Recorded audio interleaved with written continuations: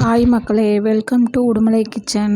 இன்றைக்கி நம்ம பார்க்க போகிற ரெசிபி வந்து ஒரு டிஃபன் சாம்பார். ரொம்ப சிம்பிள் அண்ட் ஈஸியாக செய்கிறது எப்படின்னு பார்க்கலாங்க. அதுக்கு ஒரு குக்கரில் 1.5 டம்ளர் துவரம்பருப்பு, தேவையான அளவு தண்ணி, 1 ஸ்பூன் சமையல் விளக்கெண்ணெய், 1 ஸ்பூன் மஞ்சள் தூள், தேவையான அளவு சின்ன வெங்காயம். சின்ன வெங்காயத்தை நான் இன்றைக்கி கட் பண்ணாமல் முழுசாக தான் சேர்த்துறேங்க. வெந்து வரையில் நமக்கு வந்து கரெக்டாக இருக்கும். காரத்துக்கு தேவையான அளவு பச்சை மிளகாய் கட் பண்ணி நீல வாக்கில் கட் பண்ணி வச்சுருக்கேன், அதையும் சேர்த்திக்கலாங்க. ஒரு மீடியம் சைஸ் தக்காளி கட் பண்ணி வச்சுருக்கேன், அதையும் சேர்த்திக்கலாம். சேர்த்திட்டு இப்போ நம்ம மசாலா தூள்லாம் சேர்த்திக்கலாங்க. 1 ஸ்பூன் மஞ்சள் தூள்,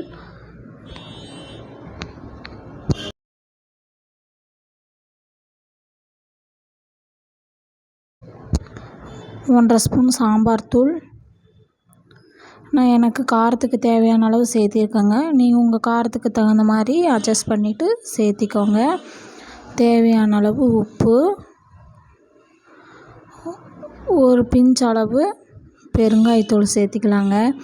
இந்த மாதிரி பருப்பு போட்டு சாம்பார் இதெல்லாம் வைக்கும்போது நம்ம வந்து பெருங்காயத்தூள் வந்து கண்டிப்பாக சேர்த்துக்கணுங்க.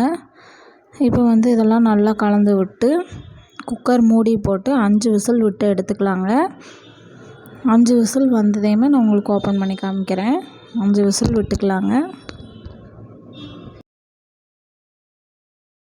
இப்போ பார்த்திங்கன்னா 5 விசில் வந்து ஸ்டீம் அடங்கிருச்சு. பார்த்திங்கன்னா பச்சை மிளகா, வெங்காயம், தக்காளி, பருப்பு எல்லாமே நல்லா வெந்திருக்குதுங்க. கரண்டி வச்சு கலக்கும் போதே நல்லா மசிஞ்சிருச்சு. அந்தளவுக்கு நல்லா வெந்துருச்சுங்க. இப்போ வந்து நம்ம இந்த சாம்பாருக்கு வந்து ஒரு தாளிப்பு கொடுத்துடலாம். அதுக்கு வந்து ஒரு கரண்டியில் தாளிப்பு கரண்டி ஒன்று அடுப்பில் வச்சுருக்குறேங்க. அதில் 2 ஸ்பூன் ஆயில் சேர்த்திக்கலாங்க. நல்லா சூடாகி வரட்டும்.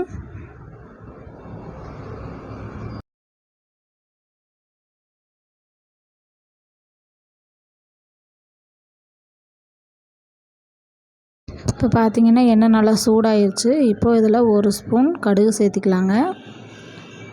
1 ஸ்பூன் கடுகு சேர்த்து கடுகு நல்லா பொரிஞ்சு வரட்டும்.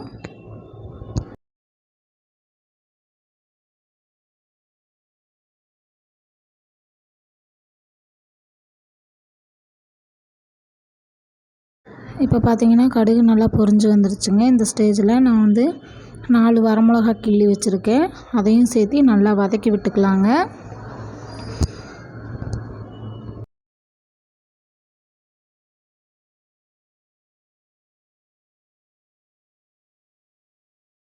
இப்போ வந்து வரமிளகா நல்லா வதங்கிருச்சுங்க. அடுப்பை ஆஃப் பண்ணிவிட்டு நம்ம வந்து கருவேப்பிலை போட்டு கலந்து விட்டுறலாங்க. இப்போ வந்து நம்ம ரெடி பண்ணி வச்சுருக்க சாம்பாரில் இந்த தாளிப்பு ஊற்றிக்கலாங்க. ஊற்றி நல்லா கலந்து விட்டால் டிஃபன் சாம்பார் 10 நிமிஷத்தில் ரெடி ஆயிருங்க. இது தோசை, இட்லி, சாதத்தோடவும் நல்லாயிருக்கும். நீங்களும் ட்ரை பண்ணி பாருங்கள். ட்ரை பண்ணி பார்த்துட்டு எப்படி இருக்குன்னு சொல்லுங்கள் ஃப்ரெண்ட்ஸ்.